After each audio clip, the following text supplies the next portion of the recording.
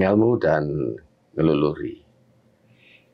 Bumi di mana manusia berpijak dulu dan sekarang akan mempengaruhi terhadap perilaku, baik keseharian ataupun laku apa yang harus dia lakukan.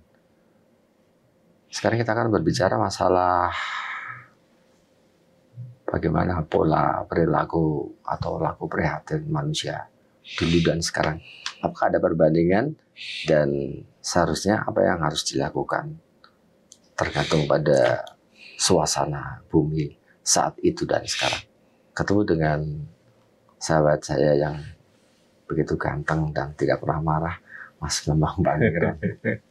Saya lebih suka mengatakan begitu ya, karena saya ketemu dengan sosok yang belum ada di bumi ini, orang yang tidak pernah marah. Makanya saya selalu mengunggulkan Mas Bambang ini orang yang tidak pernah marah. Makhluk gaib. Bukan. Mas Bambang, saya sedikit menyentuh masalah perilaku manusia dulu dan sekarang. Iya, masalah perilaku laku prihatin. Laku prihatin. Ya. Apa sebenarnya yang disebut dengan laku prihatin? Gini, manusia Jawa itu kan biasanya di dalam pencarian jati dirinya dan segala macam lah. Ketika dia menghadapi banyak masalah, itu kemudian ada yang memang mengalami pencerahan. Ya. Nah, pencerahan itu membawa dia pada situasi di mana dia kemudian melakukan sebuah ritual yang sebenarnya bukan semata-mata ritual, tetapi ini sangat-sangat manusiawi ketika seseorang itu mengalami sebuah peristiwa yang tidak membuat dia nyaman. Kemudian ada yang namanya prihatin. Nah, prihatin ini kalau di dalam perilaku orang-orang Jawa sejak zaman nenek moyang dulu memang sudah dilakukan, terutama ketika dia memiliki cita-cita besar, memiliki keinginan tertentu, ya, maka kemudian dia melakukan mengevaluasi diri sebenarnya dengan laku prihatin itu. Nah, sudah termuat di banyak babat. Tapi itu tergantung pada nuansa dulu mungkin ya, Mas Bambang. Ya, dulu. Memang laku prihatin ini sudah terjadi dilakukan oleh para leluhur kita. Ya. Tetapi kalau laku prihatin sekarang ini mau saya garis bawahi. Laku prihatin sekarang itu apakah ini laku prihatin atau kompensasi? Gini, kalau dulu laku prihatin itu ada teks begini, cegah dahar lawan guling. Ya. Pesunen sari raniro. Ini rada ditembangke sithik, saya lebih suka ini. Nantilah nembangnya. Tapi maksudnya begini. Panembahan Senopati, Pangeran Diponegoro itu semuanya melakukan laku prihatin karena apa? Karena memiliki jangkauan keinginan yang sangat besar. Ya, sehingga kalau di dalam Wulang Reh misalnya Panembahan Senopati disebutkan melakukan laku prihatin itu. Wong Agung Ngengek Sigondo, ya, Kepati Amarsudi. Kepati Amarsudi itu karena keinginan untuk mencari, sehingga melakukan Topo Broto. Ya, Topo Broto, kemudian cegah dahar lawan guling dan seterusnya. Nah, ada juga teks yang mengatakan lelono teki-teki, jadi mengembara ke banyak. Kayak Topong Rame gitu. Tidak selalu Topong Rame. Mengembara itu mencari pencerahan juga. Pangeran Diponegoro juga melakukan itu. Dia kemudian bertapa di banyak tempat sampai ke Gua Langsei misalnya, atau ke Selarong. Ada Gua Segolo-golo namanya juga begitu. Nah, laku prihatin orang dulu memang seperti itu, yang diniatkan untuk mengasah kepekaan supaya peka menerima pesan. Ya. Pesan apa? Ya, pesan bisa dari manapun. Dari pesan WC atau mungkin dari, bisa pesan gaib dan segala macam. Nah, sementara Kalau pengembaraan sekarang beda loh Mas Bang. Orang mengembara kemana-mana tapi tiap rumah terus paringan den gitu ya sekarang. Itu lagu prihatin sebenarnya. Oh, topo ngiri. Topo ngiri. Aslinya ya kiri tenan. Jadi suge ini. Oh. tapi begini. Lagu prihatin sekarang ini kan ada dua. Satu benar-benar dia melakukan itu untuk menjangkau apa cita-cita keinginannya yang besar, atau prihatin karena kepeksa. Oh, kahanan. Oh, orang sing dipangan. Ya prihatin. Kok lagu prihatin, uripe wis memprihatinkan ya, maksudnya begitu. Oh, iya. Nah, tetapi memang sekarang ini sudah jarang dilakukan, apalagi oleh anak-anak muda ya, sehingga karena banyak variabel pengganggu mungkin ya. Maksudnya di lingkup kita. Betul. Misalnya, aku sesuk pengen lagu prihatin topo mendem apa topo pati geni misalnya. Ya. Nih aku kudu clubbing ya kayak gitu-gitu kan. Kalau mau bicara soal godaan sekarang ini jauh lebih berat tentu saja. Kalau dulu kan aku pengen nongkrong di sana kan nggak ada. Di hutan. Maka dulu cenderung lebih fokus ya kan dengan keinginan dan cita-citanya, pengen memakmurkan dan segala macam. Nah, sekarang ini maka sangat sulit untuk mencari orang-orang yang masih melakukan lagu prihatin topo broto gitu ya. Jarang ya. Nanti malah mokso kali 14-an. Kalau itu ngelmu. Oh beda. Kalau ngelmu ya lain. Nah, lagu prihatin ini kan lebih ke bagaimana ketika dia menghadapi. Meskipun sama-sama toponya gitu Mas. Ya, semua itu kan nawaitunya. Ya. Tergantung nawaitunya. Ya. Maksudnya apa? Niatnya apa? Jadi tidak semua kemudian puasa 40 hari di dalam gua. Lah kok sekarang jam 3 iki ibu kone jam piro wis ngono ya. 40 dino digugah pul wis. Game over itu. Nah, jadi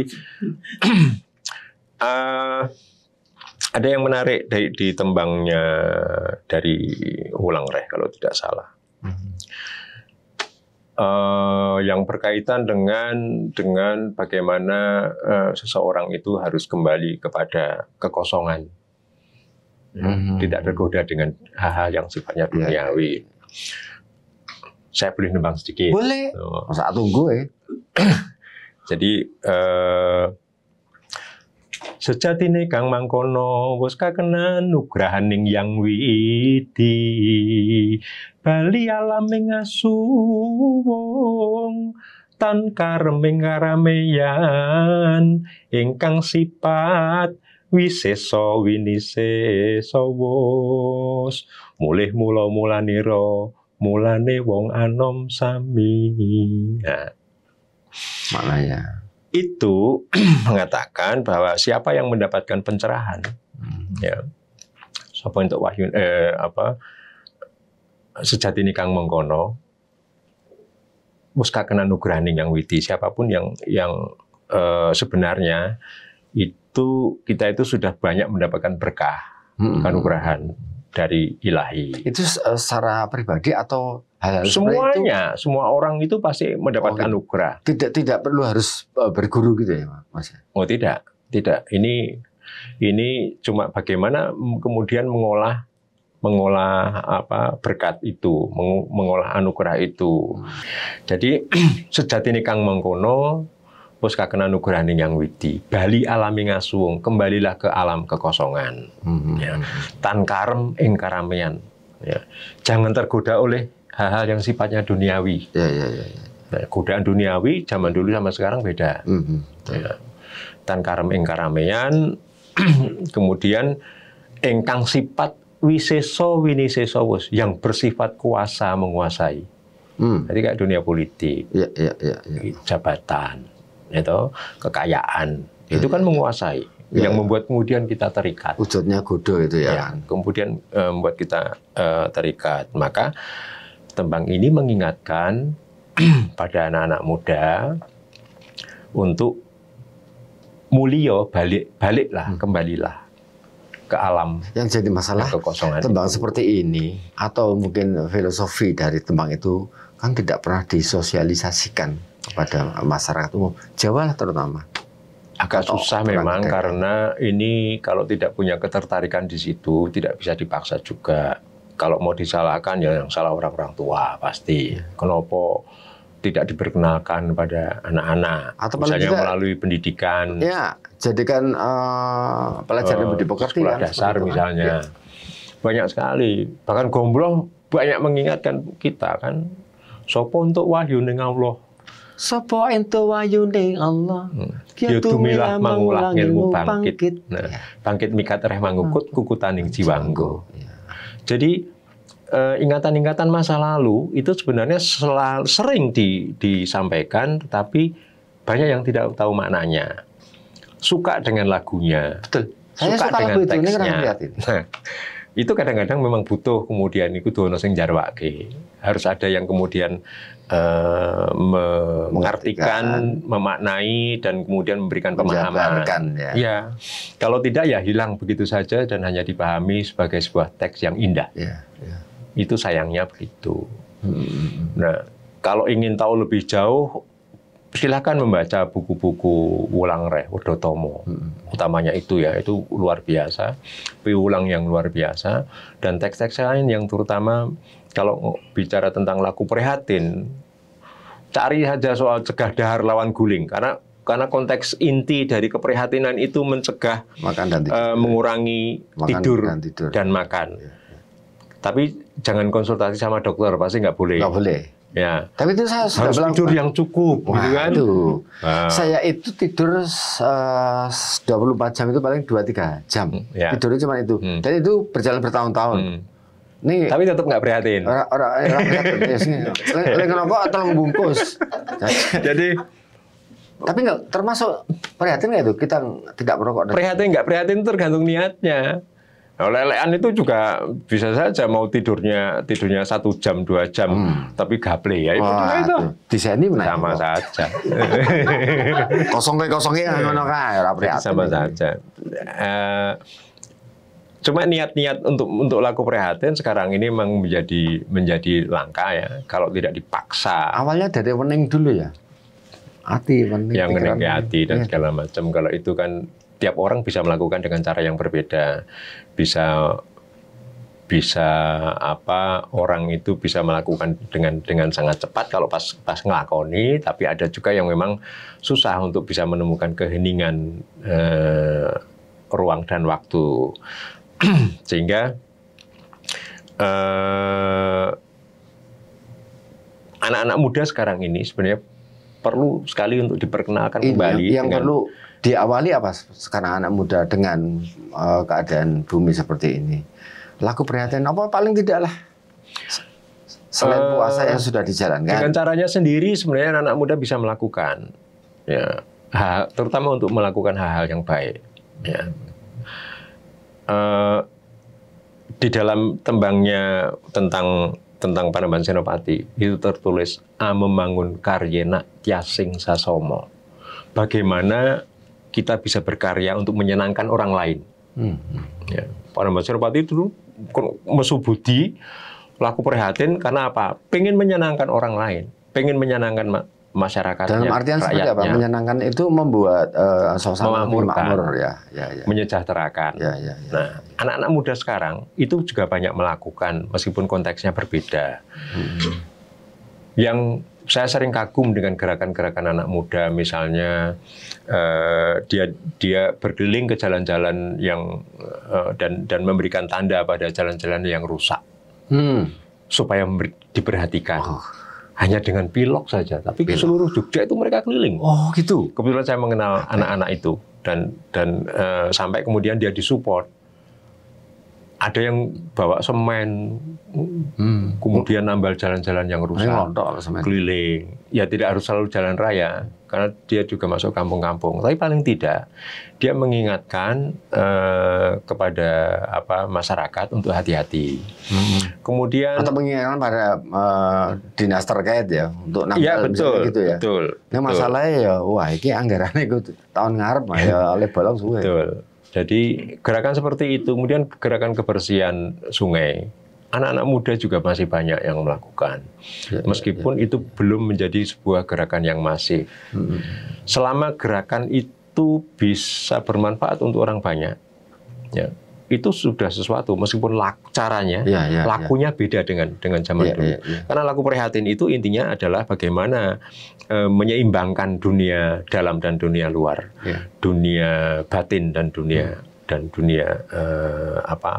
fana ini. Nah, kalau orang Jawa kan itu tujuan utamanya, keseimbangan. Ya, tapi sebenarnya harmoni. Awalnya kan orang menjadi orang baik dulu tuh, Mas Bambang, bener nggak? Dadi wong sing apik iso ngudi ka utamane urip, orang ngrugek kalian itu. Syukur satu tulung itu kan yang penting itu dulu kan. Awalnya dari situ, kemudian laku prihatin itu pasti akan mengiringi juga nanti perjalanan. Kalau manusia bisa melakukan itu semua, ya rodok adem lah dunia ini. Nah, sekarang ini kan semakin absurd ya istilahnya, kalau istilah bahasa Jawa kunonya itu absurd. Wong apik iki kaya ngopo to? Kalau orang tua kita mau jadi capek sih kaya ngopo? Ya, kalau sekarang capek maksudnya untuk golongannya toh. Ya, kalau dulu orang masih bisa melihat orang baik itu karena ada patronnya. Ono contohnya, kayak wong apik mergo dia melakukan ini. Termasuk wong sing reso nesu ya termasuk wong apik. Nah, sekarang ini susah untuk bisa mencari patron. Orangnya ketoknya apa ini kok ngono ya? Ketoknya apa? Jadi yang dilihat sementara masih burger ya. Betul. Apa yang tampak itu tidak selalu ya tidak mengartikan. Jadi benar. Penampakan itu tidak mengartikan yang sebenarnya. Ya, tidak selalu memunculkan aslinya.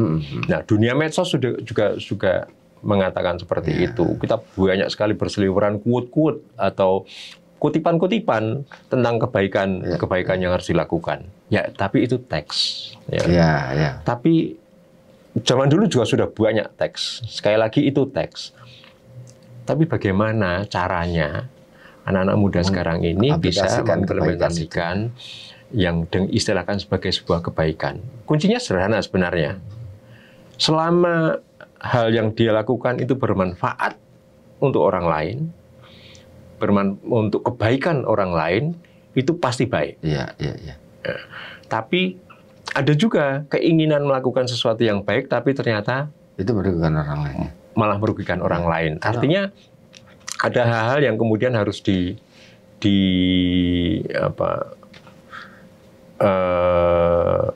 ya mungkin sebenarnya dia tidak mempunyai tolak ukur yang benar.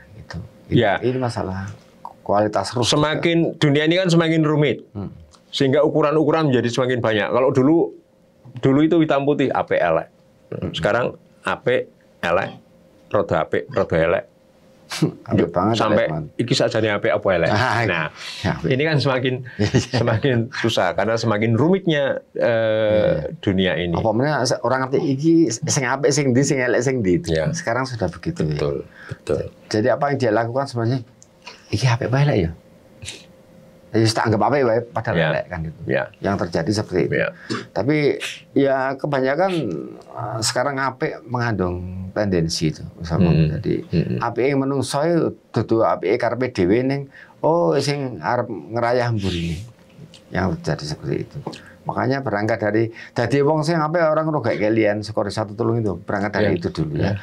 Dan saya masih banyak menemui orang-orang yang tanpa pamrih melakukan hal-hal yang baik pada orang lain dan sayangnya itu justru jarang sekali muncul dan kemudian bisa menjadi panutan untuk anak-anak muda.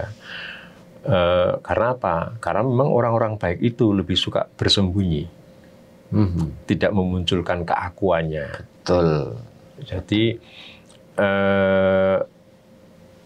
dirinya itu kemudian ditenggelamkan bahkan diredam, tidak dimunculkan karena mungkin dia melihat ketidakbaikan yang ada di luar, sehingga biasanya kalau orang baik berada di dunia yang kebanyakan orang yang tidak baik, dia menjadi akhirnya dianggap orang yang tidak baik. Karena begini, orang semakin kelihatan, semakin muncul, itu godaannya semakin besar.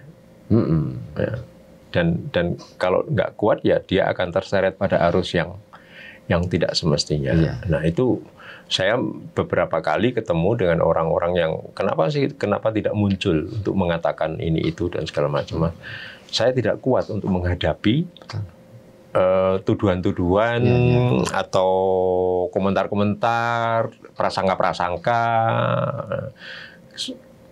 karena kemudian bisa kepancing misalnya emosinya. Nah, mereka cenderung untuk diam. Kalau kepancing emosi tidak apa-apa, yang penting tidak masuk dalam sistem jeleknya itu. Iya. Nah, yang penting itu dulu.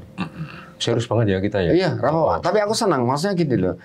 Sebenarnya manusia juga harus diingatkan terhadap perilaku yang tidak baik. Tapi sekarang acuannya adalah semuanya adalah materi. Jadi dia berperilaku tidak baik untuk meraup materi, syukur bisa menginjak bawahan. Syukur seperti misalnya ini, ukuran orang sukses itu seperti apa? Nah itu. Nah, tergantung pada. Nah, ukuran ini kan dari zaman dulu dan sekarang ini udah geser terus. Nah, sekarang ini ukurannya materi. Wah, saya ini sukses. Iya. Udah jadi direktur, udah jadi segala macam, duwe opo, sugih dan segala macam. Zaman dulu memang bukan, bisa jadi bukan seperti itu ukurannya. Dan saya masih menemukan orang-orang yang mengukur kesuksesan itu karena apa? Keseimbangan dia di dalam menghadapi segala permasalahan. Iso didik anak ape, iso berperilaku ape. Jangan percaya bahwa kunci sukses itu hanya karena dia menjadi kaya atau kemudian dia bisa melakukan banyak hal, menumpuk harta dan segala macam. Dengan melalui jabatan-jabatannya. Nah, kalau orientasinya semuanya ke sana, maka kemudian hal yang sifatnya kedalaman, keseimbangan batin dan segala macam itu kemudian menjadi tidak penting, terabaikan. Pasti. Nah, maka kemudian kalau rumah sakit jiwa, kemudian rumah sakit umum tambah itu harus menjadi rekanan juga ya bagi orang itu karena memang keseimbangan jiwanya terganggu. Dan itu banyak sama orang-orang seperti itu. Dan orang yang berburu pada jabatan yang sebenarnya hanya titipan dan sampiran itu kalau tidak didapatkan ya kemudian akhirnya sakit. Ya itu. Jadi pengen merasakan yang lebih mungkin dalam kehidupan sehari-hari dulunya itu wong sing rekoso ketika dia bisa bekerja atau berdiri dalam sebuah perusahaan atau jadi pegawai mendapat kesempatan untuk mendapatkan jabatan, ya tugasnya dia adalah kembali ke memperkaya diri untuk seakan-akan itu status atau stratanya lebih tinggi. Padahal secara moral jeblok malah toh. Itu yang terjadi seperti itu. Kita kan sudah sering ya melihat sesuatu hal yang tidak semestinya. Artinya kita sangat prihatin misalnya yang namanya pejabat itu kan tugasnya melayani. Bukan justru malah minta dilayani. Nah, ini kan kualik-walik. Ya toh. Kemudian ketika dia sudah meraih jabatannya, dia lupa bahwa dulu untuk mendapatkan itu dia butuh bantuan banyak orang. Gitu. Dan kemudian ternyata tujuannya hanya untuk menumpuk kekayaan. Nah, sekarang ini apa? Orang-orang semacam itu justru jadi patron.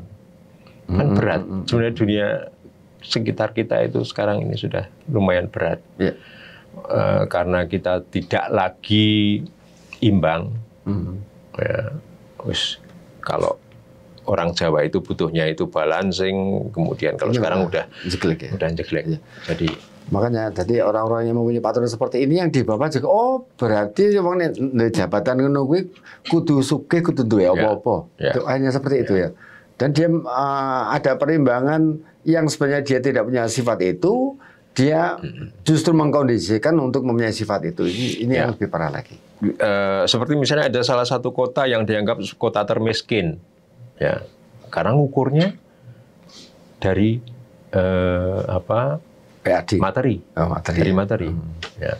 Tetapi miskin materi, tapi bisa jadi kaya batin.